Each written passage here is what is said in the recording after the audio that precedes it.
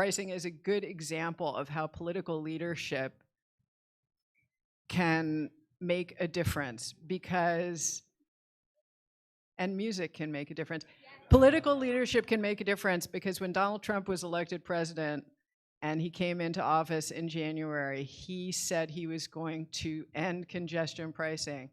And our governor, Kathy Hochul, who had been a little bit about congestion pricing in the past, saw that she had an opportunity to take a stand there, and she did. And she said, no, you are not going to end congestion pricing. You don't have the power. And she was right. And he has not ended it. And it has been going on now for nearly a year. We're going to celebrate a year in January. And guess what? Everybody loves it. Drivers love it. It's a classic example of a policy that is win, win, win, win. The air is cleaner. The traffic is faster. The buses are moving faster. Everybody benefits. And I know several drivers who benefit. So these are the kinds of positive examples that we can take from cities like Paris and New York and another city to be named later. And here she is, Mayor Hidalgo.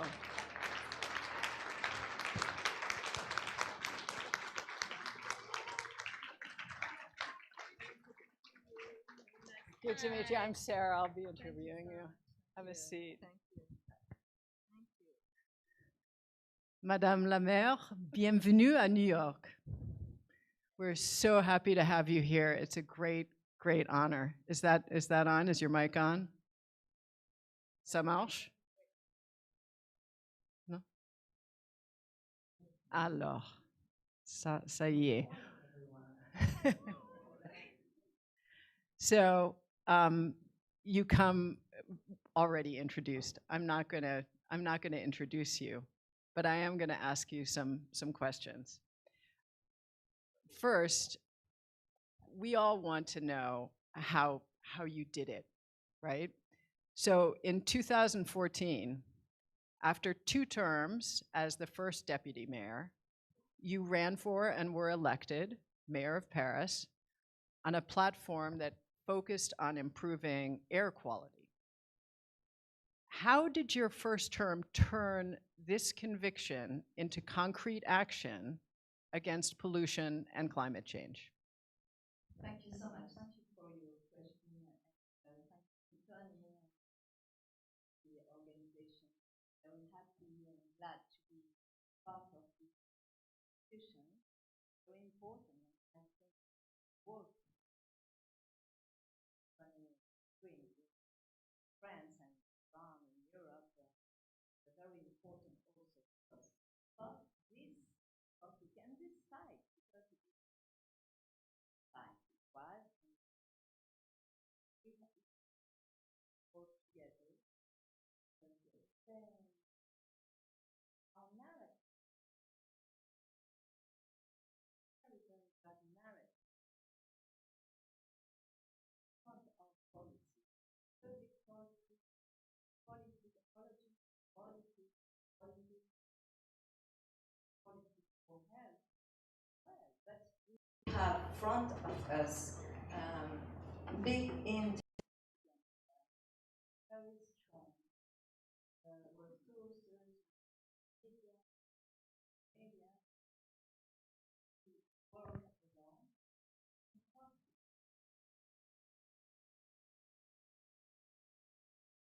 I think Paris and Paris, for me, the air pollution is most important. But politicians, working for great pollution and Paris, but I was also, and I am a citizen. I am a mother. I had this time kids, and what I saw, like all the citizens in my city, that air pollution was a danger for our health, a danger for our children, a danger for us. And for me, Being mayor of Paris, yes, it was amazing because it's a incredible mandate. But it's not just an incredible mandate with a beautiful office. No, it's to be at this position, to act and to be useful for the people, and be useful for the people in Paris was fight against air pollution.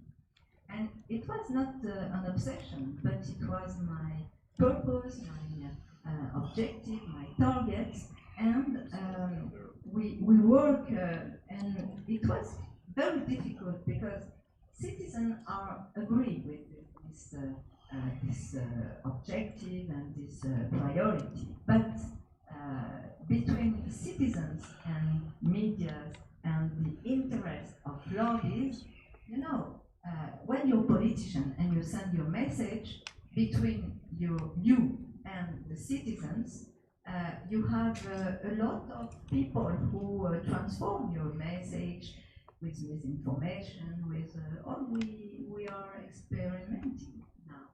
And at the end, your message came to the citizens with another narrative, very bad narrative. And when I start with these policies for health,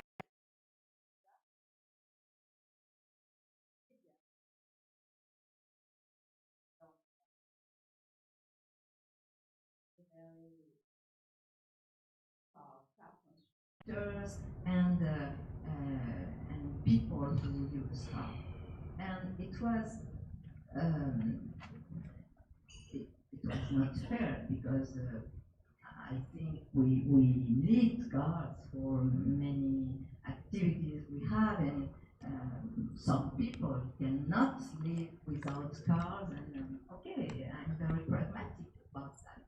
But it was a message, and with my team, we start with one very strong proposal. We wanted to ban from the river bank of the Seine the cars, because we had this highway, it was a highway with 40,000 cars per day, you know, in the center of the city.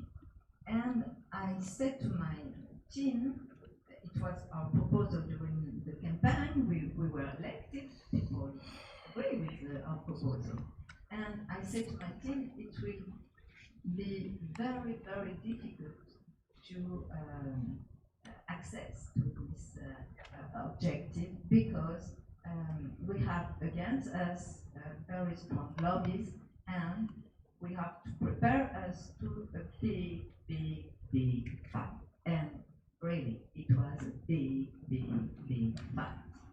And this fight with my team, I said, we need to have with us people who support the same vision of the city, with cleaner air, with more safe city for our children, for all the people. And we work with doctors, with people involved in health. We work with citizens, with NGOs, with associations, with people who share the same values and the same vision of the city he wanted, he needed. And we work together with, for us it was ambassador of our cause, you know, and in this very big alliance, coalition of all these people committed with the air pollution and the clean air, one of the actors was Neira. Maria. Now, of course, without Maria, it will be so difficult. It would be so difficult to access to our result, because when Neira with WHO came also with your job, your work about this topic, you give us figures, you give us data, you give us all what we needed for this fight. And because the media in France, in Paris, are talking about the mayor is crazy, she's crazy, our city will be a very bad city for the activity, for etc. And with the support of Maria and institution, UN institution, it was a little different, you know, because we can organize the fight together with rational figures, and in all these moments very bad for the rational ideas, people heard what we are doing and understood what we want. And it was essential, crucial for us. Another support came from the international level. And I'm involved since I'm mayor of Paris in many network of mayors. You know, one of this network is the C40, the network meeting the 100 biggest cities in the world with climate change. And in this network, my colleagues, I remember Vancouver, I remember in Brussels, in many other cities around the world, we had the same fight. In Seoul also, with the mayor of Seoul, the former mayor of Seoul is now passed away. We worked with the same fight and the same opponents. And we shared our situation, our strategy, and we built together strategy. And with the C40 network of cities, we worked about a new strategy about communication. How can we communicate better to the citizens? Because we are working for the citizens and for help, not against. And it was very important also to have this support, international support, and with Mike Bloomberg Foundation, with all the meetings organized by UN. We had and we host in Paris the COP21. It was a very important moment also for launch our battle and our proposal and to share our very concrete proposal. And it was very interesting because all these opportunities we had, we used all these opportunities to be stronger in this fight. Also with the Francophone network of mayors, I'm the president of this network. We have 300 cities, and 80% of the cities are from Africa, you know, and we are working together also about cleaning air in our cities. And it was also a very great support for Paris and for my team and my coalition, because I have a coalition with socialists, with communists, with social democrats and citizens in my coalition. Well, we were very determined. You don't to be afraid, because if you're afraid, you make nothing. And you have to be with a big coalition, allies, and work on the same way, and be focused about that. Focus. And today, yes, we are very happy because the results in Paris are there, you know, and visible for people, and now people is yes, is grateful with myself and my team about that. we all look to Paris, I think, as an example. Maybe you could tell us what are some of the achievements of your 2 terms that you're most proud of?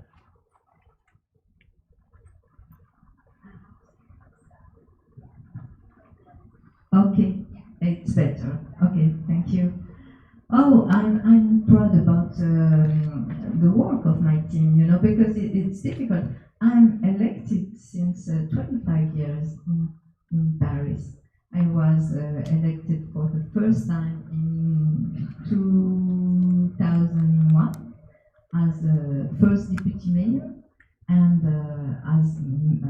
as mayor since now 12 years. You know, it's a long time, very long time for for elected people and for a woman. I know it's very strange, but I still there. Yes, against all these opponents, but with the support of the citizens, because I was elected and re-elected. I'm proud about, of course, the policies about clean air, because now people say to me, thank you, Madam Mayor, now we can breathe in Paris. It's better, our children are well. We have, because when I became as mayor in 2014, I had to close the the garden in the schools because the air pollution. I have to bring resolutions for close the spaces for the children out the building during the crisis we had, and now it's finished. We didn't have more crisis, and the children can play in the school, in the garden, etc. It's very, I'm proud, because when you're mayor, you work for the citizens since the birth to the death. It's the job of the mayor. You have to take care about the citizens, and have this result is very, very important. But also because about also ecological policies, cleaning the river Seine. It was the same, you know. In the first time, I talked about the river banks and the fight. Today we have a promenade in place of the highway. It's incredible because people walk, play, dance. It is incredible. But for me, it was a strategy not just to see the river, but one day I have this idea. One day maybe we can jump into the Seine and swim in the river. Why? It's a dream. Dream when you're very young and with your children, when you are walking close to a river, everybody wants to jump and to play with the water. For me, it was a dream, and maybe because I was born in Spain, very close to the ocean, and well, but for me, it was the riverbank, and after that, the river Seine. And it was a big fight, and thanks to the Olympic Games, we launched this project. It was difficult because we needed to have all the infrastructures, all the all the investment for that. And a lot of people, medias, etc., my opponent, everybody said the mayor is crazy, never we can swim in the river is so bad, so dirty, etc., etc. But at the end, now we can swim in the river Seine. And this summer, we had for free, because of course it's a natural peace of our environment, we had 100,000 people this summer swimming in the River Seine. And what it means, it's not just, yes, it's a challenge and we did it. Yes, we did it, it's a challenge, but it's better life. You live better in your city if the city is clean, if the air is clean, if you can work with your children, if you can have a safe and health for you and your family. And it is that we have now. We have to work more, of course, because it's not enough. But I'm very, very proud about that. And maybe one other point is not in the political and environmental policies, but since the beginning of my term, my mandate as mayor, we launched very strong policies about social housing. Because for me, the city is not just a city, a beautiful city, because Paris, but New York also are very beautiful and strong and dynamic city. But it's not just that. It's also for people.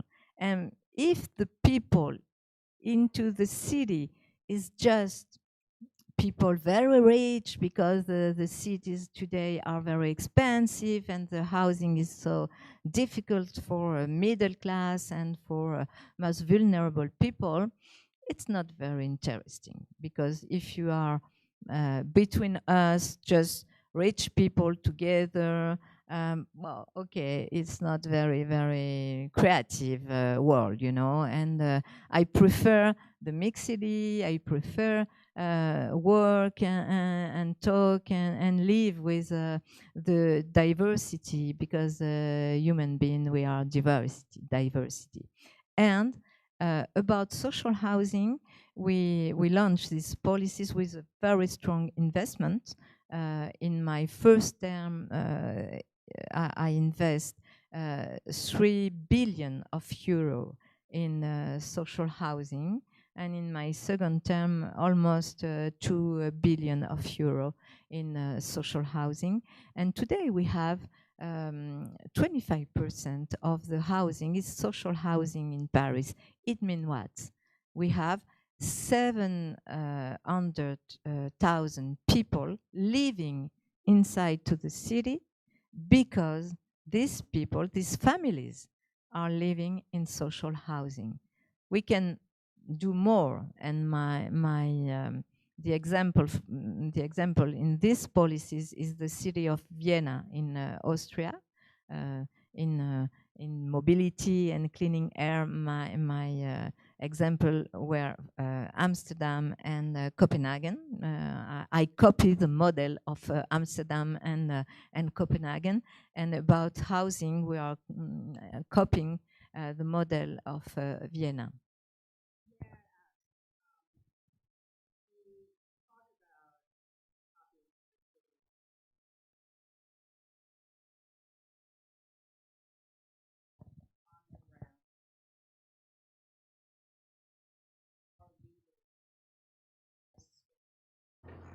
And you did this in your work with C40, how can mayors continue to support each other now? And what is your advice for other mayors in cities where maybe they have a long way to go? You have to work with coalition in your city, with NGOs, with politicians and citizens. You need to have support of the citizens. For example, in Paris, we launched a very strong policy about local democracy, and we ask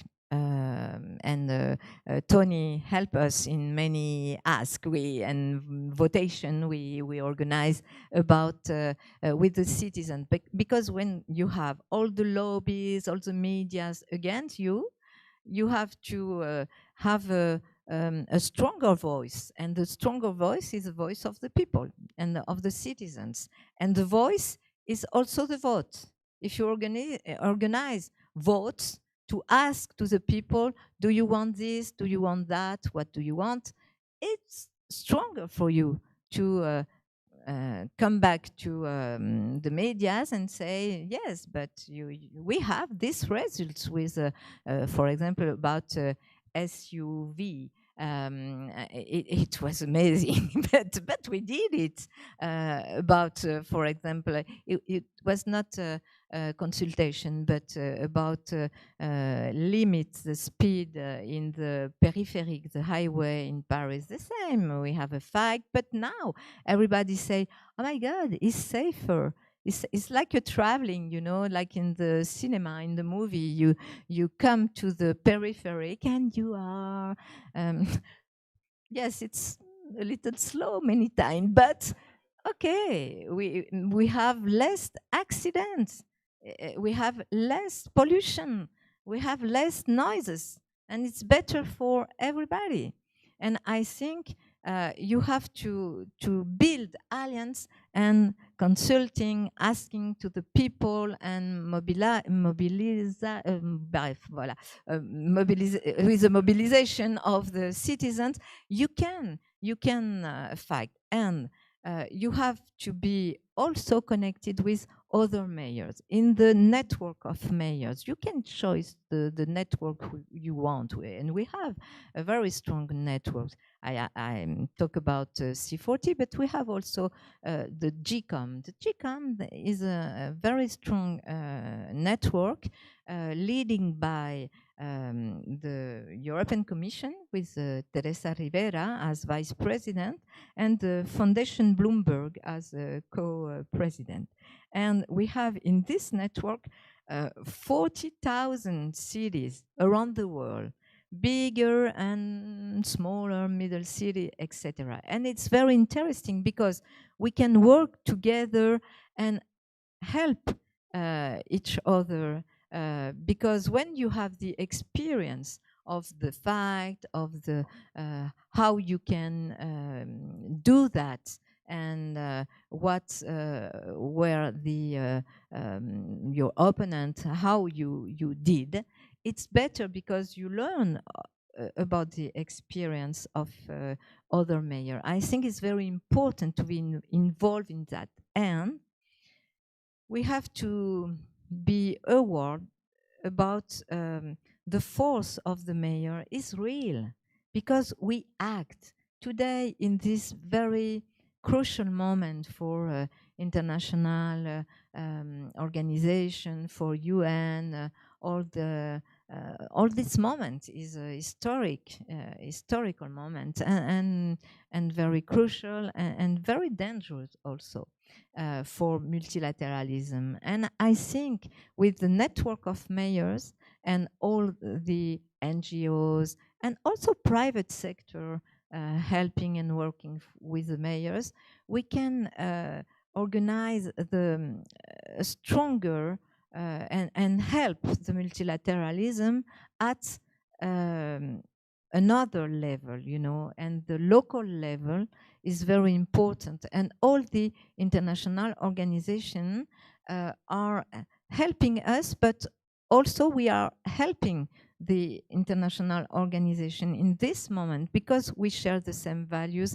And I think the initiative CHAM, for example, about climate change, is one of these initiatives. We have in this initiative all the network of mayors, but also 76 countries allies of the initiative about climate. And this initiative is working for the COP30 in Belém and in Rio. And I think we need to be involved. And also, and I finish with that, very, very hopeful. I'm optimistic if we recognize each other as actors, as people who want change for better life. We are very, very several people, you know, And I think we can change, and we have to do. We have no choice for us, for our children, for our grandchildren. We have to do, and it's time to continue. Thank you.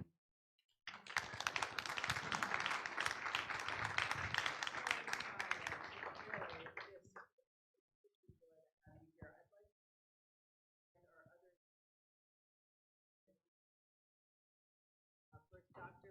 Maria Neira, who you just mentioned, former director of Public Health and Environment.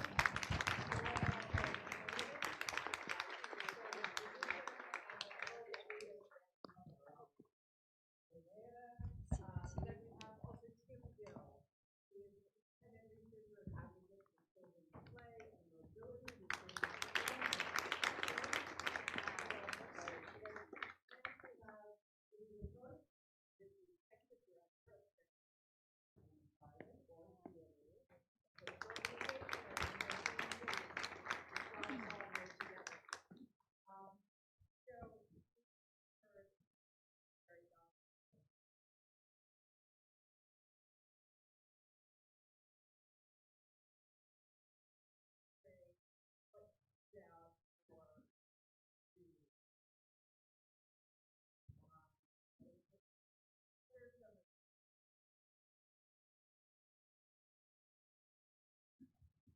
Communications.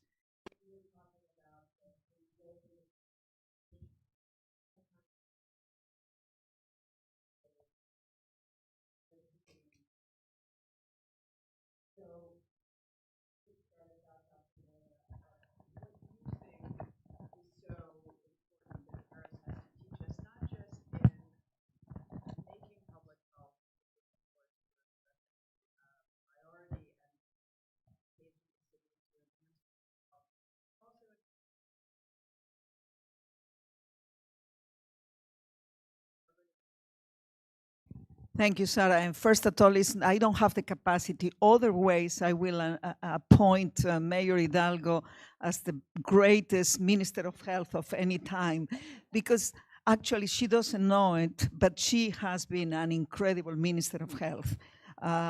We need to recognize that when mayors are committed, they can do miracles, and this is proof that those miracles can occur. I was just, it was very funny when she mentioned so many times she mentioned that people call you crazy.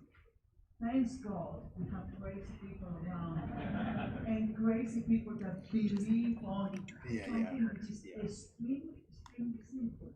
As you said, protecting the health. It's your responsibility. She has a wonderful office. It's true. She mentioned it, that it's beautiful. But I think the responsibility of being a mayor is to improve the life of the people who live there. And that's why our connection was so powerful, because for us, and we did it obviously with a very clear reason, we wanted mayors like Mayor Hidalgo to become a champion, a leader, because we are very satisfied of what she did, but she doesn't realize that we want now much, much more from her. We want her to become now a champion, a leader, an infectious agent, passing what she did in Paris, the craziness and this little DNA that she has now for health, to convince other mayors, other networks. You are very powerful at the C40. We need you there, because this is about health. And the communication these days, yesterday we were talking about how to go around on the communication when you have messages like the one I just received now from the UN, where the President of the United States said that renewable energy is a joke. He just to say right now, fine, it's okay. I mean, use the health argument. Use the health argument. You don't want to talk about climate change. You don't want to talk about energy. Okay, do you want to pollute the lungs of the people that live in your city? Who is the politician that is gonna tell me, yes, I want to pollute you, I want you to have asthma, I want you to have chronic respiratory diseases, I want you to die prematurely because of lung cancer, and I want you to have your brain going down in all sense, because we are losing our IQ, because of the air pollution. And probably, I don't have any scientific evidence on that, but probably this is the reason why we are not doing more, because our IQ is going down. But apart from that, I think we need to use those arguments, the health arguments, which are, as Mayor says, rational. And even if you will have media transforming it, you will have citizens that might not be happy. Remember the Tobacco Framework Convention? When it was requested, Paris was one of the cities, the first cities that started to stop smoking in the terrace. Everybody was furious, this is not gonna work. The pubs in Ireland, remember Ireland without people smoking? Who will be smoking today in this room? Few years ago, everybody will be smoking. Not me, but everybody will be smoking. And so things are changing, but then it's our responsibility now, particularly as the health community and mayors and civil society, to communicate with a different tactic, using the positive ones. The ones saying, you know, because I did this, now the hospital admission for certain diseases is going down. The cost of the health system is going down. We have less sedentary lifestyle. We can quantify for you what that means for the non-communicable diseases and many other things. So if we use the health argument, maybe we can confront arguments that are certainly not very rational, but instead of using irrational approaches to combat irrational arguments, let's go around and use the health narrative on a positive one, and I think we will take them by surprise. I love that. I love that. And that leads me, actually, the other argument that is often a very strong one that one can use and that you used with the school streets in Paris is the argument about children and the freedom that children can have in cities if we put them first and center them. Tim, your work is about children's mobility and play and how that changes society, how it can really have this profound effect. So maybe you could talk a little bit about how you react to what the mayor's been saying and how it relates to your work. Sure. And thanks to everyone for making this event happen. I'm beyond thrilled to be here and to be sitting so close to such an inspirational figure. I guess I want to make a plea, of course, to think about children, not least because in many cities they are 20–25% of the population and have no vote and no voice. But they're also, as is sometimes said, 100% of our future. But it's more than that. I think it's that if we think about the fights that you were describing, who's on the other side? Well, it's almost always narrow, short-term, vested interests. And how do you build a coalition against those? What you're facing against is a kind of capitalist framework that focuses too much on me and too much on now, when what we need to do is focus on us and on later. Right? And the best way to do that is to bring children into the picture. If we think and talk about and involve children and young people, we cannot help but look into the longer term. We cannot help but think about our collective responsibility for making places better. So, I mean, I was making loads of notes as you were speaking, and for me, the golden thread that runs through much of what you were talking about was the power that comes with framing the problem and the solutions around children, around air pollution, around traffic danger, around housing, around quality of life. And so I guess what I would say to anyone in this room who's concerned to make cities more livable, more joyful, more equitable, more healthy places, if you're not talking about children and young people all the time, then you are missing out on the best way to build the kind of coalition and the movement that we heard Mayor Hidalgo talking about in Paris. Yeah, because it seems like so much of the time we can we can see that we want to protect our children even if we don't want to protect ourselves, you know. William, I'm interested in hearing from you about the way that the work that a city like Paris does intersects with work at a higher level. In your case, you're very involved with policy at the EU level. Can you talk about how leadership like Mayor Hidalgo's resonates in that part of the struggle? Yeah, thanks so much. Thank you, Mayor Hidalgo, for coming all the way here.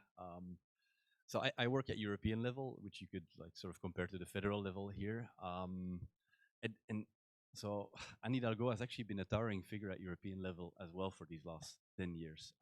Yeah. And I'll just give two examples.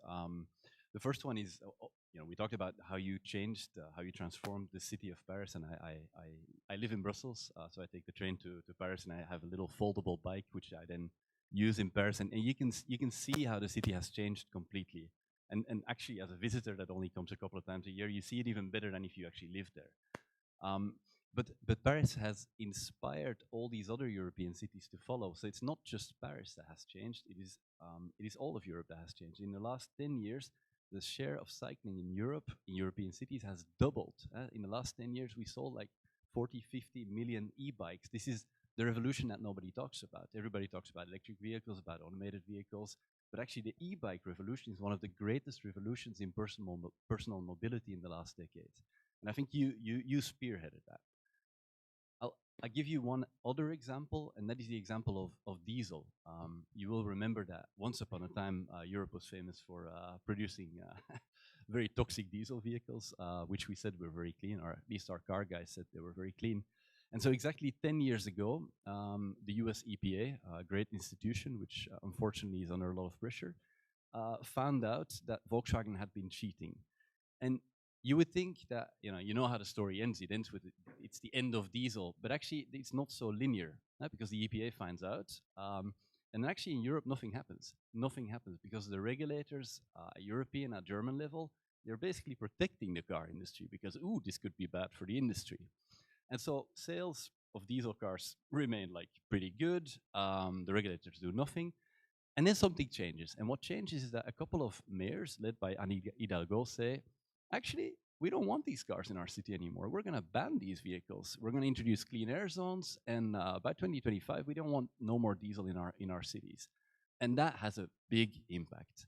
And the second thing they do is, you know what, European Commission, you are terrible at testing diesel cars, and we're going to sue your ass. and you sued them. And that forced them to actually start testing these vehicles. And once you start testing diesel vehicles like properly, it's very hard for them to comply with legal limits. And that was the end of diesel. And the end of diesel is also the end of the all-powerful car industry. And it's the end of the idea that there is no alternative to combustion engine vehicles. And it's actually it's the beginning of a completely different conversation on automotive. And I think, you did that as well. And I think that's something to be very grateful for. Thank you. All right. So I want to ask a question. I'm going to ask all of you to think about this, and I'm going to start with Mayor Hidalgo. If you imagine the city of 2035, okay, so 10 years from now, what would you want it to look like, and what decisions need to be taken now to make that a reality?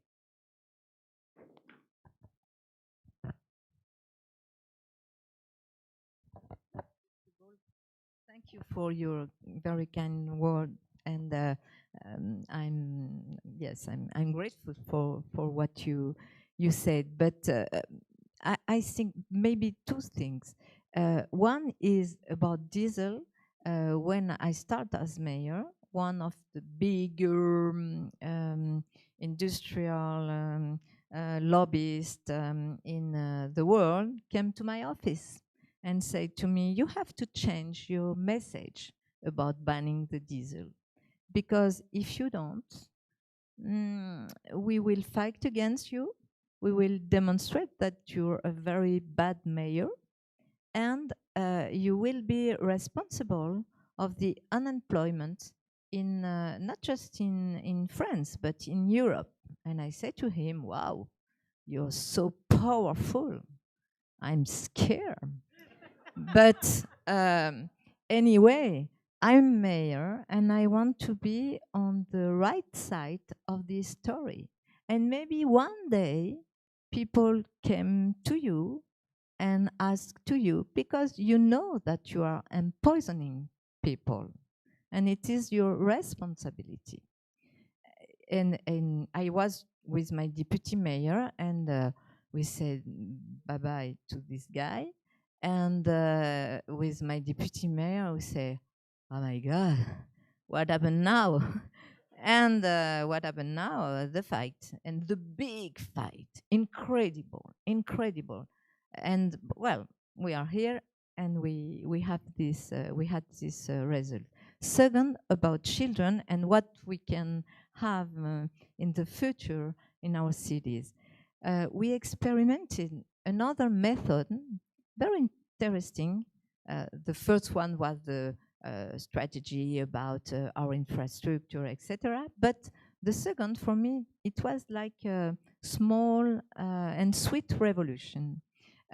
We came to the community because in Paris we have 600 schools, and the school is like the capital of the neighborhood. You know, everybody, the life organize himself around the school. And we ask to the parents and to the teacher, maybe we can close the street now. Yeah, for your children is safer, for the clean air, for the accident. And the people say, oh yes, yes, please, Madam Mayor, close the street. And after that, maybe we can plant trees, organize playgrounds for the children. Oh yes, yes, it's very, very nice. Now we have 300 streets closed for the children in the city. And I have a demonstration, petition of the citizens. They ask me more, more, more. It's incredible. And I think, yes, children, the women also are very important in the city to move in another way, not just go fast to one point to other point. No, and powerful, be powerful. No, no, no. We want to live together well and be peaceful, like a brother and sister. And I think what we have to do is to continue, because the fight against us is so strong, you know, and many people, and I don't know the mayor tomorrow, but the mayor need to be very strong and very determined and very firm on principle, on values, and with the method. The method is every time the same. Build with the people, build with coalition, but be determined. If you don't determine it, it's finished. They win against you. And I think this example of street closed, small areas, with my friend Carlos Moreno about the city of the 15 minutes, I think it's a way, you know, in our very big cities, we are powerful cities, the capitals are powerful cities, but we have to work at this level, very in the proximity with the life of the inhabitants. And I think it's the way to follow and build also coalition with the private sector, because part of the private sector need to work and to be very in concrete policies, and we can have this coalition also with the private sector. Dr. Neira, do you have some thoughts? So many things to say. First of all, I think, Mayor Hidalgo, we are using you maybe not on a very friendly way, because I am creating a healthy competition with other mayors. So I'm telling the mayor of Barcelona or Madrid and all of that, listen, look at what is happening in Paris. Do you want to be less? So I hope this is not contributing to create a bad image of you, but at the contrary, a very good one, because we want to stimulate. There are things that the cities need to do because there is no other choice. For instance, the green spaces now to cope with the heat waves. That's not an option any longer. It's now a must. Of course, the issue of the schools and making sure that we will have a place where children can even walk to the school and create this space where they can interact. We didn't talk today about mental health, but one day, Mayor, we might be able to quantify the good benefits you have generated on the mental health of the people in Paris as well. So we want places where people can walk, the 15 minutes space, and we want places where the air will not kill you. I don't think he's asking a lot, just that the air will not kill you. Seems reasonable. And the energy you are using and the traffic will not kill you. In a city where you can talk to your neighbor and not feeling totally isolated and completely out. I've been living in Paris when I was a student, and the river banks were the most dangerous places in Paris. You will never even dream about going down. And now try to tell the citizens in Paris now, okay, since you protest and you are not happy, we will go back to have polluted water in the river. They will not like it at all. The Coliseum, you know, the Coliseum was in 20 years ago, the traffic around the Coliseum. We're talking about history here. And now nobody will accept anything like that. So for me, the city of the future is what Leonardo da Vinci, not DiCaprio, Leonardo da Vinci, he says, you know that he was an urban planner and an architect, and he says the cities are the places where people need to be happy. I know that this is crazy as well, but crazy people can do it.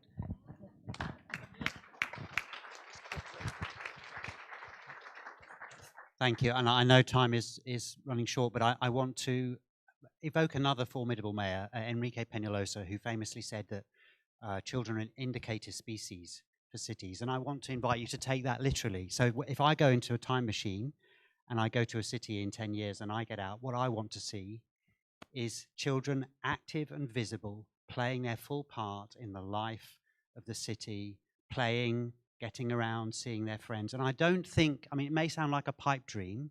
It is not. We can see the cities that are at the forefront of this movement, Paris, of course, but you also mentioned Vienna is doing incredible things to create more family-friendly neighborhoods. These are neighborhoods where, just like, you see children everywhere.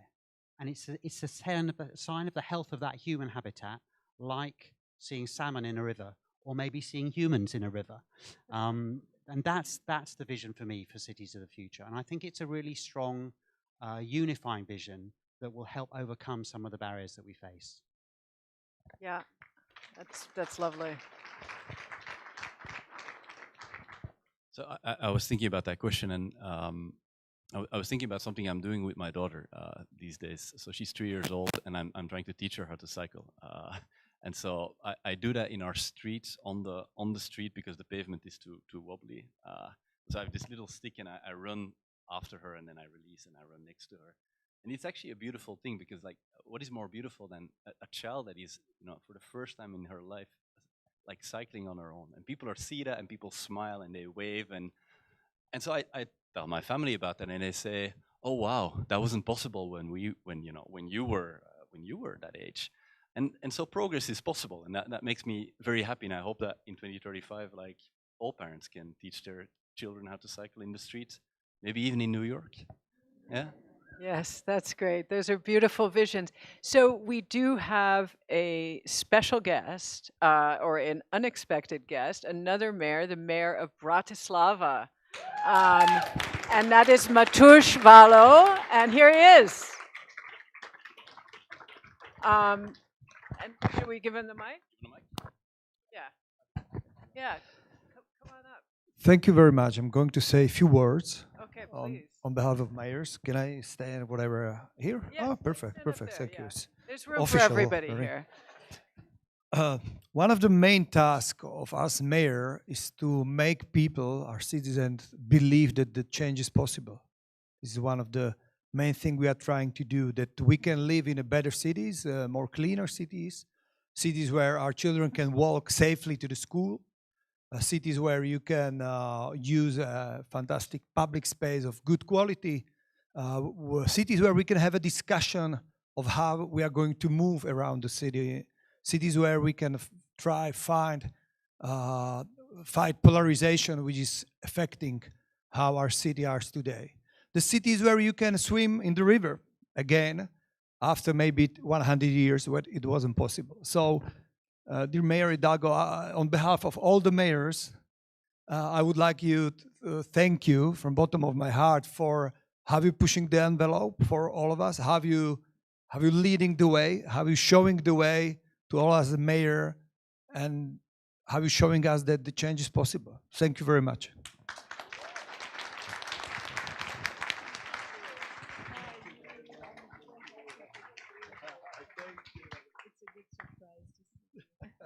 And now we're going to hear from Tony Ranucci, who is from Respire, which is one of the sponsors of this event, an NGO in Paris.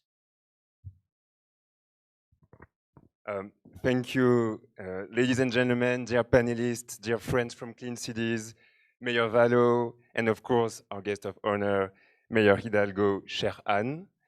Thank you all so much for being here today. For those who don't know me, my name is Tony Ranucci, and I'm the director of the association Respire. I'd like to quickly apologize for the absence of our future president, Karima Delli, a former member of the European Parliament and chair of the Transport Committee. She sends her best regards and wants to extend her friendship to you, Anne, of course. In English, Respire means breathe, and as you can guess, we are an organization dedicated to fighting for better air quality in France, especially in Paris. We've taken on major challenges, including legal action against the French government on behalf of pollution victims. And I'm proud to say that we were the first organization to secure compensation for infants who suffered severe respiratory problems due to air pollution in France.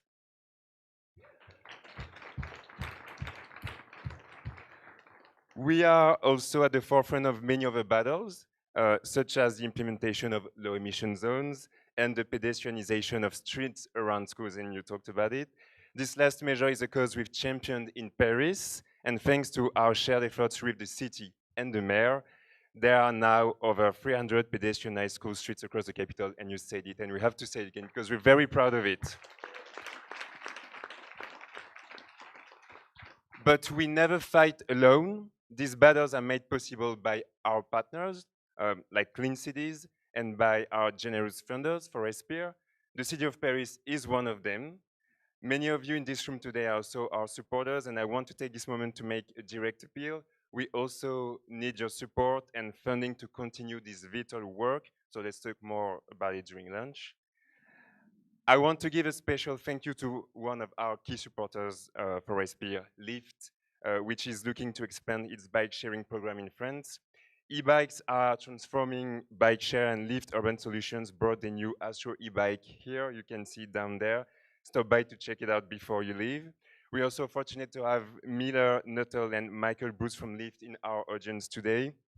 Miller and Michael, thank you both for your incredible support for our cause and for this event.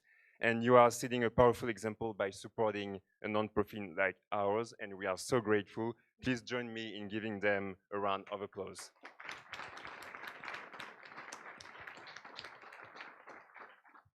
I conclude by talking about Paris and its mayor. So last year I was a speaker at NYC Climate Week, and I was struck by the global impact of Paris and the mayor's work. And I was asked so many questions about the city's transformation that I wasn't sure if I was representing Respire or the city of Paris. So that's when I decided that we had to do it again, and this time with the mayor herself. We know Anne Hidalgo well. We fought many battles together. We've championed the electrification of vehicles, the pedestrianization of the Seine riverbanks, and those cool streets. And most recently, and you said it, We stood side by side against the expansion of SUVs in the city, and we won that fight together in a referendum. What I admire most about Anne Hidalgo is her political courage. Her choices were not easy, but she never wavered in her focus on air pollution. She made Paris breathe again because she understood before others that reducing the wall of cars and promoting walking and cycling were urgent measures for public health.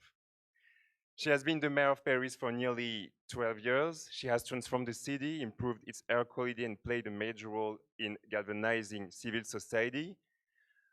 I met a doctor from Nevada, I think she's here, that I met on a panel yesterday, and she shared a powerful statement from one of her patients. And she said, "It's funny how you never think about breathing until you can't." And Mayor Hidalgo, you are the exact opposite of that. You didn't wait until we couldn't breathe. You have already acted so that everyone can. You are a true trailblazer, and your bold and unwavering commitment to public health and clean air is an inspiration to leaders around the world. For that reason, we wanted to honor you today. So Mayor Hidalgo, please accept this award recognizing you as the championing clean air and public health leader of the year.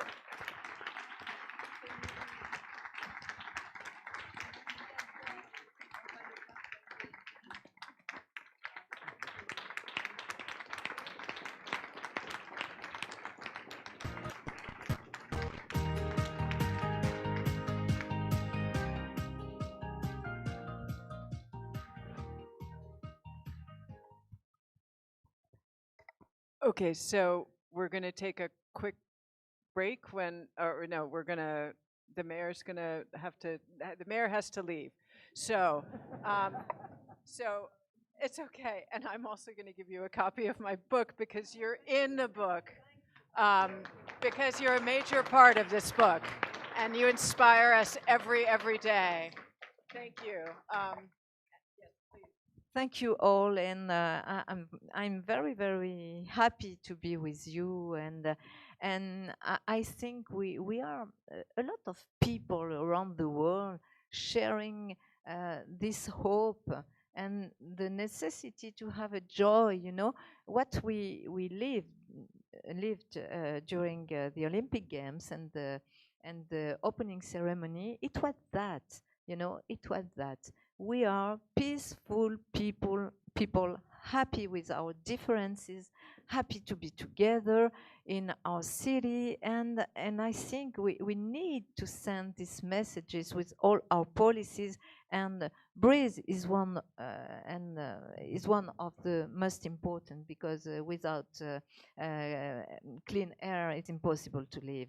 But thank you, because what you do, and Tony is a young leader coming, and when I saw Tony for the first time, I said, "What? It's a good news to have this new leader, because we need it, and thank you." And it's a very peaceful and very it's an amazing shift we have to make together.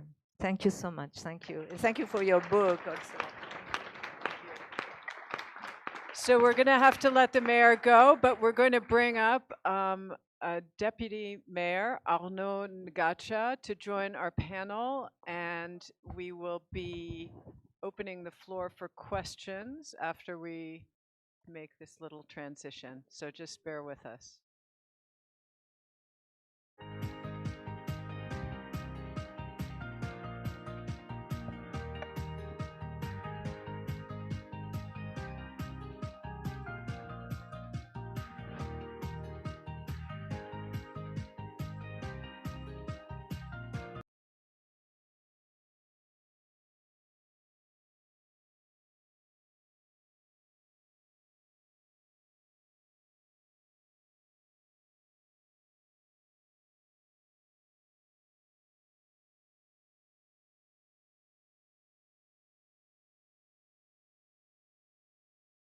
Get even more spicy, because now we can ask our questions.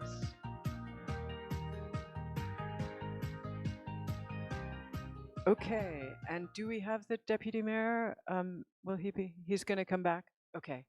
But first of all, why don't we shift over? Oh no, actually, he'll be coming. So if he comes, we'll leave this seat for him.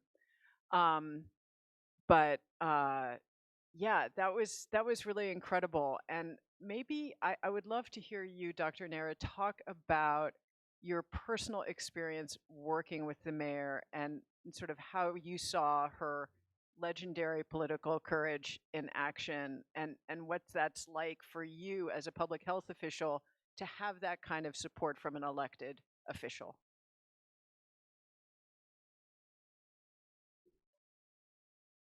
Really was privileged. What I saw in the mayor was a very pragmatic. I don't want to say that when nothing, I didn't say that. I think so. I was.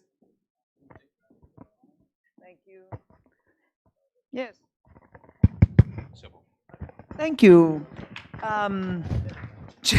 Thanks for the IT. I was just saying about criticizing men. No. I'm saying that what I saw on Anne Hidalgo the first time we met, it was a very pragmatic woman. And a very pragmatic who was saying, okay, is air pollution as bad as they are telling me? How this is affecting the health of the people? Is this a good cause?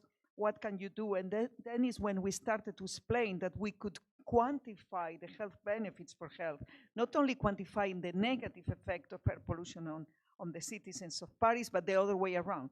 If you put in place interventions, then we can quantify the health benefits. And that is obviously a more positive and more engaging. And then she was creating a group of people. We worked, thanks to her as well, with the mayor of London, Sadiq, who was very courageous as well, very much. He's always saying that he won the elections for the third time based on clean air. And I still remember as well the governor of California, Schwarzenegger, who was saying, I was trying to do something on clean energy in California, and I didn't succeed. Until one day I wake up and say, wait, let's do it in the name of health. I mean, let's tell people that this is about reducing asthma, reducing respiratory diseases, and it worked. So I am very much convinced, and this is what we are trying to take to the COPs as well, the health argument is the winning one, the motivating one, and the one that nobody can argue against. So this is what I call the strategy of the tactic of taking them by surprise on the communication strategies, because we need to make sure that they don't have ways to argue against those very strong health messages.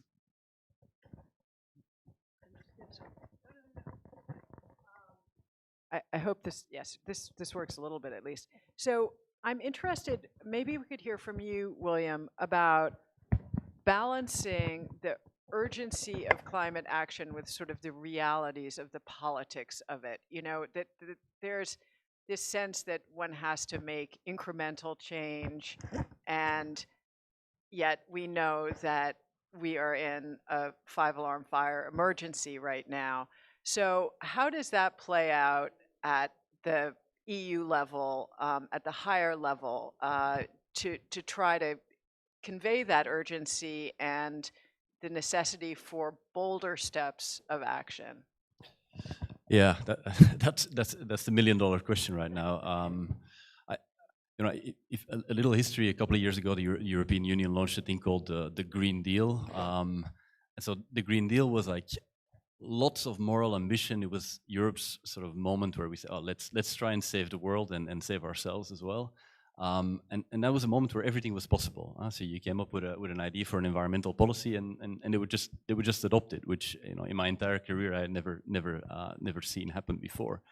And of course now is very different. I think I don't need to tell an American audience that now is very different. But even in Europe too, it's very different. I think right now it's about, you know, as Anne Hidalgo said, building coalitions that have an interest in the transition going forward and being successful, not just from a moral standpoint, but also from an economic and from a security standpoint.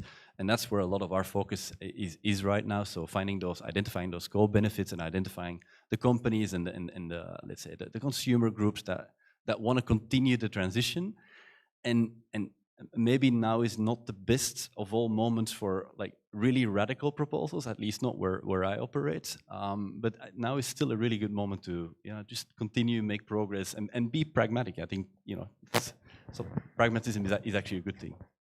Can I say something very quickly? A few months ago, we organized as WHO a big, the global conference on air pollution and health in Colombia. Maybe some of the participants were there. And a very powerful slide was presented there. For me, one of the most important. The Vice Minister of Health from China presented a slide where he was demonstrating that air pollution, thanks to the interventions they were putting in place, was going down while the GDP was going up. That's all. For me, that summarized that it can be done, and it's not about not to be pragmatic and killing the economy. The economy can still go up while you are fighting the pollution in the cities or around the world. Tim, I was wondering if you could maybe talk about the role that citizens play, because of your work with children, you're dealing with families, and one thing that I always want to emphasize when I'm talking about children in cities and giving children more freedom is it gives parents more freedom. Like we don't have to take our kid to school in the morning because the kid can walk to school themselves. So maybe you could talk about how children and families and ordinary people who don't have any connection with government or NGOs or anything, what role they can play in this transition. Right. I think it's clear from what we've heard already that the most powerful coalitions bring together political leaders, decision makers, and people active at community level and individual parents and families. And I think one of the things that we're learning in the UK is that there's a kind of silent majority in favour of actually going much further in making neighbourhoods better for walking and biking and reducing the impact of the car. It's almost like, I think it speaks to the deep normalisation of a car-based way of thinking, that even people who individually really want to see change, they think they're in a minority. And actually all the polls show that they're not in a minority. So what I want to see is kind of those conversations between decision makers and community interests and communities of practice and action, to see those conversations open out and to be quite upfront about the need to tackle not just the pollution that comes from vehicles, but the traffic danger that comes from vehicles, the crazy consumption of land that comes with vehicles. And those two factors are, of course, getting worse. Vehicles are becoming more dangerous as they get bigger. They're taking up more space in cities, space that we could otherwise use in other ways. So I think being smart about having those conversations about what does a great neighborhood look like, and building that sense. And I did want to briefly give a plug for, I think, one of the most strongest beacons of hope in all of this is where neighborhoods have been really intentionally designed for people and for play and for children rather than cars. And I'll just mention one, which is Vauban, which is a district in the German city of Freiburg. And it's an incredible place. It's essentially a car-free district. And so what that means is that the whole of the space between the buildings, space that would have been taken up by parked cars and by moving cars, is instead given over for public enjoyment. So the streets are filled not with the sound of traffic, but with the sound of children playing. It's a very green area. Interestingly, you don't see many playgrounds, okay? And I hope this really make people think. Playgrounds were invented as being a kind of compensation to children at the dawn of the motor age. In this city 100 years ago, there were battles about who claimed the street. Cars won that battle, not because there was anything inevitable about it, but because of the kind of ruthless corporate capture that we also heard Anne Hidalgo talking about. So we're still dealing with the legacy of that injustice. And I think what's striking about places like Vauban, increasingly Paris and other cities, is that they're going furthest and farthest in creating a new vision for neighborhoods by building that multi-level vision about what a great neighborhood looks like.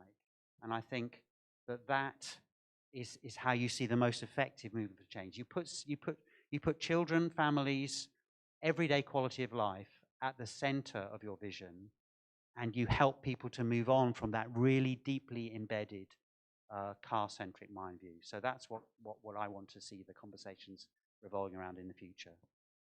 That reminds me, the thing about playgrounds reminds me of, there's the galaxy brain meme, and one of them, the punchline is sidewalks are car infrastructure. And that's, something that we don't think about very much, but if we didn't have cars taking over the street, we wouldn't need a sidewalk to be safe on. So I would love to open up the conversation to the floor. Unfortunately, the deputy mayor is not going to be able to return to be with us, but we have a wealth of expertise here, and I'd love to know if anyone has any questions, and we'll get you the mic. Any questions out there? Okay, there we go. We've got a couple. We have somebody to help me with this or not here? That's okay. Thank you. And thank you to everybody for being on the panel. This was really great. I live and work in Queens in New York. I'm involved in a lot of public space advocacy there. In Astoria, actually, there's a bar in Paris called Astoria. So we're very proud of that connection that we have to Paris, and we're hoping to deepen our connection to Paris in a lot of ways. But one of the things I've been proudest of is working in public space and more livable streets on 31st Avenue. And again, comes with all the friction that often does with changing culture in a place where culture has been really strong for a long time. But I remember I was once speaking with a city council member who I will not name, but they represented an area that's very working class. And I was talking about all the benefits they would see in our neighborhood about creating more livable streets for people and how we were all benefiting. And his answer was, that's very nice, but that doesn't work for my constituents. And I was very taken aback. I kind of thought, I wish I had said something more stronger in the moment, but I was so shocked. But I thought, are your constituents not people? Do they not breathe? Do they not walk? Do they not play in the street? It sounded like he was saying that his constituents were motor vehicles. But it's an argument that we see a lot in the city about the idea that making our streets more livable is somehow a class issue, and that this is something that can only benefit wealthier people. And it becomes a big enemy to change, I think, in the idea that cars are so necessary for economic life, and that if we were to reduce the impact or reduce access for cars, economically we would do less. So I'm curious for anybody on the panel about, how do you kind of combat what I believe are myths, right? Well, you see that when you pedestrianize spaces, when you give more access to people to walk, it does strengthen economies. You talked about the GDP going up as the air pollution goes down. But I'm curious about how we can work to kind of change that myth and change the narrative of the idea that livable streets are only for wealthier residents. So I'm not sure it is a myth, actually. I think there is some evidence that by itself making neighborhoods nicer, which is what we're talking about really, in a very free market housing context, does lead to forces that can push underserved and poorer families out. I think we need to be open about that. And actually, I'd point to cities like Vienna as showing the solution. You can partly create more equitable progress in neighborhoods by focusing programs so that you make sure you don't just kind of go with the sharp-elbowed middle classes who are always very canny about how to make their own neighbors better, and you build in some strong kind of forces for equity. But I think you also do need to look at housing. Right? I think it was really interesting hearing the mayor talking about the investment in social housing in Paris. These are not separate issues, because if you can answer the question that your local politician is asking by saying, yes, we will bring in these measures to make neighborhoods healthier, cleaner, places where kids can feel free to play, and where their parents can feel they're not under super stress every minute worrying about whether they're going to be safe. And we will make sure that the housing in this neighborhood does not become so unaffordable, because we will be also bringing in those measures to help regulate the housing market. Now, that's a bit beyond my pay grade to figure out all the nuts and bolts of that. But these two issues are connected, and I think we need to make sure that in building a consensus vision about cities, we need to tackle both those sort of basic problems of housing costs and housing quality, and how you make neighborhoods enjoyable, healthy, clean places.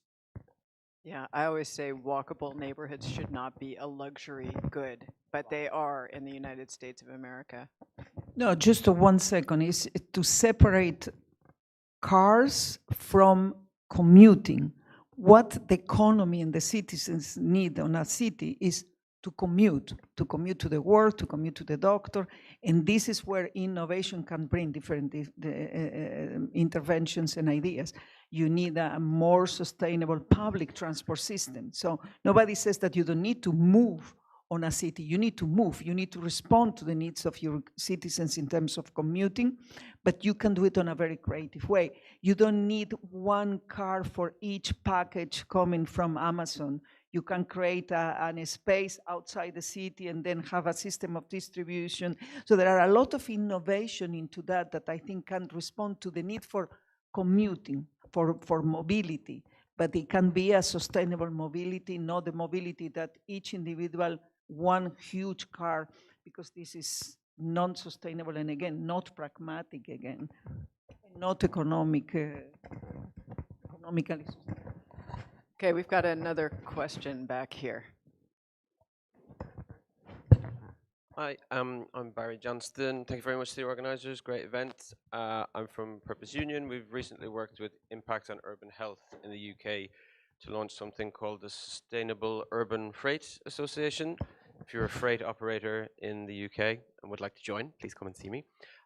We heard a really profound example of very negative private sector lobbying to the mayor, who stood up to it. Interested in panelists' view on the more positive role the private sector can play in terms of demanding incentives, technological breakthroughs, etc., or are you skeptical about that?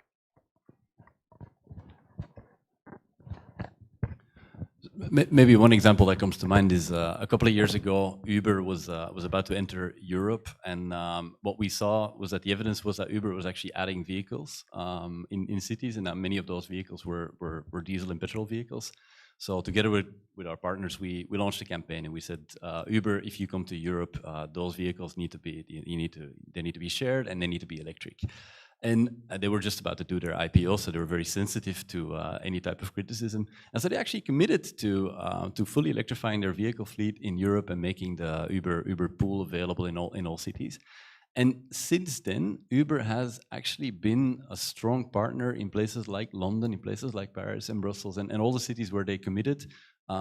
In terms of convincing mayors and all the local counties, councils, etc., that we need to put in place the charging, and that we need and working with their drivers as well, because often some of the resistance comes from their drivers who cannot afford the vehicles, who who are concerned about the operational impacts, and to have like a big player like Uber on your side makes all the difference, and that's what I was alluding to earlier. That those types of coalitions allow you to continue to make progress. And of course, all the electrical buses you have in the city, the public transport system. Again, the public sector needs to contribute. So this is not a battle against the public sector or the private sector. This is a battle against what is killing us and can be changed, and still responding to the needs of the citizens. I just want to also mention, certainly in the UK, it's a minority, but an interesting group of property and housing developers who are adding their voice to the call for more child-friendly, livable, compact, sustainable developments, and particularly developers. I think it's partly these are people who don't want to get up in the morning and think that they're creating rubbish places, right? They want to be having a part to play in making the world better. But I think they're also, particularly with bigger master planned developments in cities, that these are long-term projects. They can 10, 20 years to unfold. If they don't make them attractive to the people who are moving in the first wave, many of whom will be families, then they're actually going to find it harder to hit their own financial bottom lines. So there is a kind of market interest for some key people in the private sector for kind of fleshing out this vision of creating great neighborhoods. And indeed, some of these developers in the UK are saying, you know, we want the regulators, we want planning departments to be clearer about what's expected, because we think that a lot of our colleagues and some of the house building world are not up to scratch, and we want to help. We can be at the forefront of that, but we also need to see those bars being set at a higher level.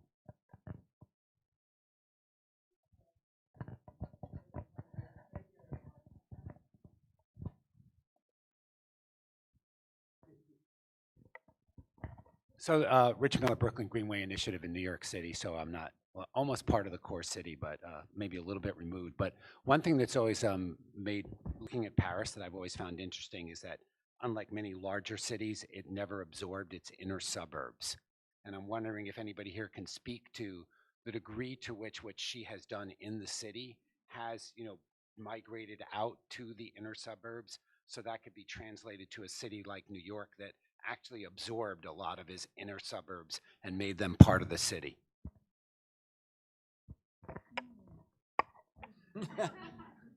It's a great question.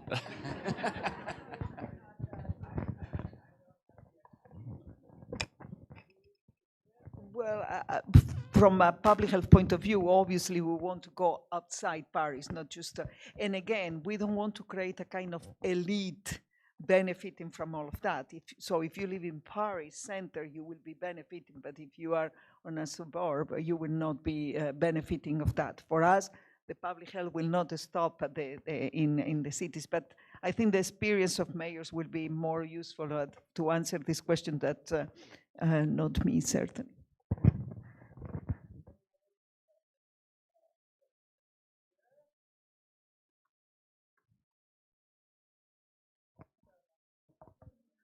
Hi, thanks for the panel.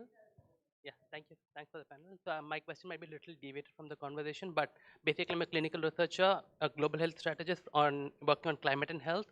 So my question would be, like, recently WHO had the Global Conference on Climate and Health, and it laid the groundwork for Belém Health Action Plan. So how does WHO and its partners kind of ensure, like, how the high-level stakeholder strategy, how are they planning to take it forward in terms of implementation phase, especially in terms of resource constraint settings where mental health is kind of infrastructure is still very limited and underrepresented? I suppose it's for me. Yeah, thank you. Thank you very much, and I'm happy to hear that you are following very closely what WHO is doing at the Global Health Conference and everything. But maybe the most important is that in May this year, WHO member states, so 194 ministers of health from around the world, adopted, endorsed, and somehow committed to a global plan of action on climate change and health, where they are looking at the different actions, how the health systems needs to be better prepared and adapt and become climate resilient. What are the health benefits of mitigation strategies, and this is probably the most important. And again, the positive argument I was describing before. And then how much the health professionals now needs to use the health argument to mobilize. We are going to COPs, but you know, we are losing patients because COPs means this year will be number 30. So how can you justify that one of the biggest issues that the society is facing, and we are negotiating for 30 years? Come on, there is a little contradiction here. So we are trying to bring the health argument to mobilize more action and quicker and all of that. And in addition to that, we have a lot of expectations on what is going to happen in Brazil. But the health sector is moving on reducing our own carbon footprint. You know, we are greening the health sector, so reducing our carbon footprint, because the health system is responsible for more than 5% of global emissions. 5% is a lot. If the health system were a country, it will be on the top 10 list. So we need to do our part of that, and this is generating a lot of motivation by health professionals. So a lot of initiatives that are going on, and WHO, our power is more symbolic and then convincing and influencing and infiltrating, but we don't have a legal power, unfortunately, otherwise we will be doing very radical things, but we have to influence and using the citizens to request their politicians to do more.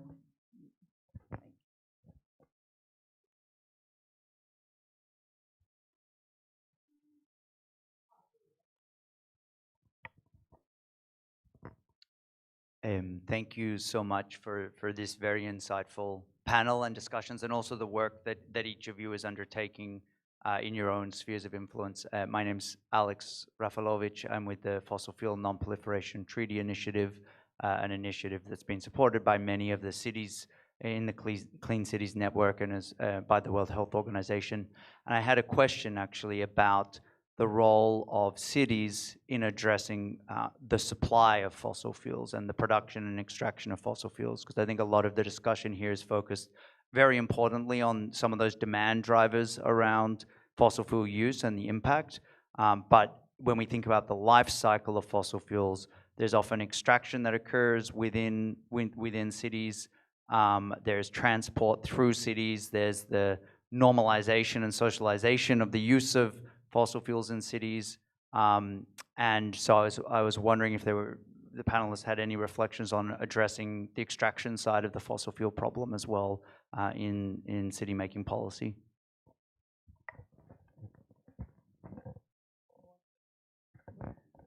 You want to answer? No, please go.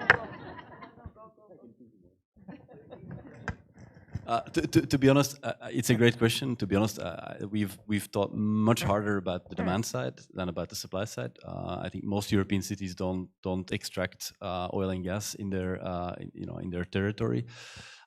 I do actually think on the demand side, it's not your question, but I do want to emphasize it. It is extremely important the role that cities play. Like if Paris and a couple of cities say we are going to restrict access to fossil fueled vehicles in our city, even if it's not today or tomorrow, but only in 10 years' time, that sends such an important signal to the producers of those vehicles that they need to change. And that's what happened with diesel, and that's kind of what's happening also now with electric vehicles, with zero emission zones for freight vehicles. And yeah, and ultimately, if we destroy the demand for fossil fuels, that should hopefully also end the supply. I do want to say that I think that one way that cities can play a role, in New York is in the middle of a debate over this right now that I'm not that up on, unfortunately, but is in the issues of pipelines. And I think that the awareness of the population about the damage that fossil fuels cause is giving, you have a highly aware population within the city, and then if pipelines do have to go in and out of cities and get that kind of approval, I think that's a really powerful leverage point that is maybe not being fully worked right now, because yeah, we're getting that stuff piped in here, and New York has done a lot of work trying to regulate in such a way to disincentivize and phase out using fossil fuels for heating and cooking, but that's a very complicated process in such a dense and old city. I mean, I live in an old building that I would love to put a fuel pump in, but it's very, very difficult to figure out how to do that. And now, of course, the federal government is, I've heard, not in favor of a clean energy transition. So all of the incentives that there have been, many of them are evaporating on December 31st of this year. So it's a difficult situation for us. I will say anecdotally that about 12 years ago, I did reporting on the city of Youngstown, Ohio, that was actually fracking inside the boundaries of the city in order to raise revenue to demolish blighted buildings. because they had so many blighted buildings that they couldn't afford to tear them down. So they were trying to finance that with fracking. And I mean, that was just one of those stories where, you know, everything came together in a very unfortunate way. I think that we don't have time for any more questions, but I would love for our panelists to maybe just give us a couple final thoughts that have come out of this conversation. I think, again, that the health argument, fighting air pollution and using the political power, being ambitious on that. If you have political power, you need to use it. And using it for the health of the people, I think, is the best mission you can have. Again, it's never enough. We need to go for more. What is happening in Paris is great. And I hope that this will motivate and multiply and an exponential growth on access to clean fuels, hopefully as well, and cleaning the air that we are all breathing. Thank you. I want to make a plea, I think, for what I would call spatial justice. And again, taking a lesson from history, 100 years ago, a great injustice was served on the children of New York and other cities. Again, let's remind ourselves, appalling levels of deaths. In fact, I would, if I'd had a chance to show my slides, I'd have put up some maps from the New York Times from 1927 that were entitled Municipal Murder Maps, where they had black dots for every child that was killed. 167 children in 1 year in one borough. Yeah. And what was the conclusion of those maps? Build more playgrounds, get children off the streets. Okay, so what you saw there was the victims in that homicide. The victims were having their liberty taken away from them, and the perpetrators, car drivers, were being given the freedom of the city. And for me, the message I really want to help nail is that injustice, even if it's 100 years old, needs to be overturned if we're to fully find our way into a kind of the sorts of cities that I think many of us in this room want to see. That will be a bigger battle even than many battles that the Mayor of Paris and other mayors have fought so far, but I think it's a battle worth fighting. Well, we need cities to drive ambition, especially at this moment in time. We need, you know, when at national level, at the global level, it's so difficult. We need cities to take the lead. And what stands out for me today is that, you know, Paris is an example of the motto: think global, act local. And that's what we need cities to do. Like take action that creates a ripple effect. And you know what Paris is doing on school streets, what they did on cycling, on reclaiming public space. All of that is exemplary, and I think we need to roll that out into other areas. I'm very interested in what cities can do to change the car industry. I mean, we have 1.2 billion cars in the world. We are still selling 90 million cars a year. The vast majority of these vehicles is still petrol powered. Like if in the next 25, 35 years we want to completely transform our economy, that needs to change, and we need cities to play a big role in that.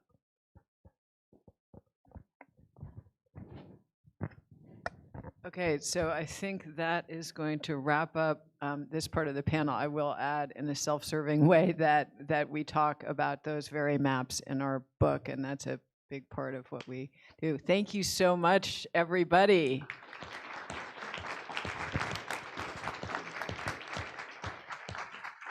Thank you so much, Sarah, and our wonderful panelists, and also thanks everybody for bearing with us with the VIPs coming and going. We have one more final little thing for you, which I did promise in the very beginning. You have a chance to win Sarah's book. So get your mobile phones out. This is the moment. If you have been texting during the event, that's a no-no, but now you can have your phone. So please scan the QR code. And we're gonna rack up the music soon. And so, I can see people are already entering the competition. And we are gonna see who answers the most questions the quickest way. And the top 3 will take home a book from Sarah today. Is there anybody? Oh, we're still.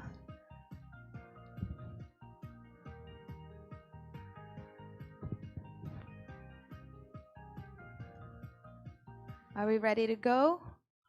People who want to do this, yeah? Go for it.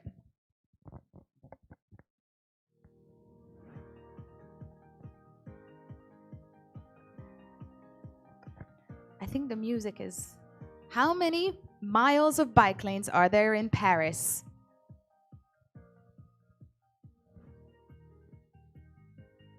If you paid attention, you should know.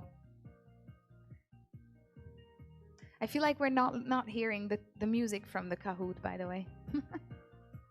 It's usually very fun music. I thought you guys would be energized by it by the end. There you go. A bit of Europop for you.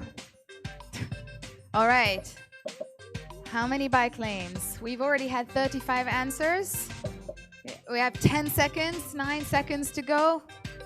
37 answers. Is that it? Oh, let's see. And the answer is...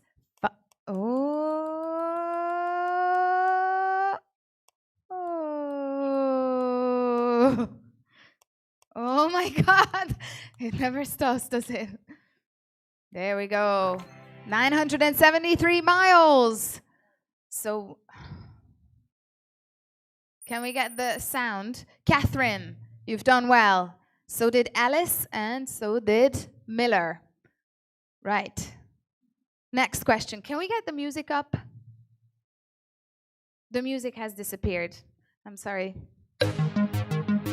In the summer of 2025, what activity became possible in Paris for the first time in a century? Was it biking around the Eiffel Tower? Was it swimming in the River Seine? Was it attending the Olympic Games? Or was it riding buses for free? Oh. Oh my God. Yes, tech glitch. So Catherine is still leading the scoreboard because question number 2, my beautiful tech person, what is happening? Since when has Mayor Anne Hidalgo been in office? Here we go. Since 2012, since 2014, since 2018, or since 2020?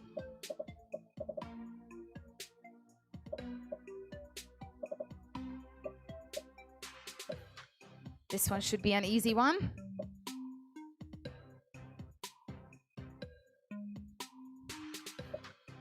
We have 34, 35 answers now. So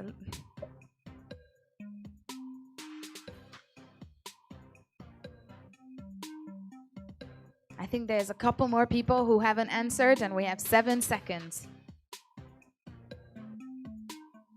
All right.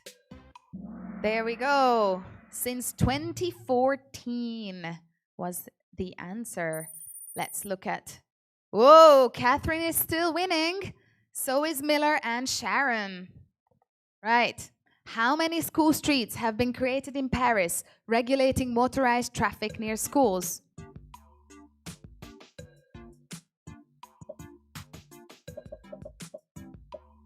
So the answer can be anywhere between 0 and 400. And I can see the answers are coming in quickly.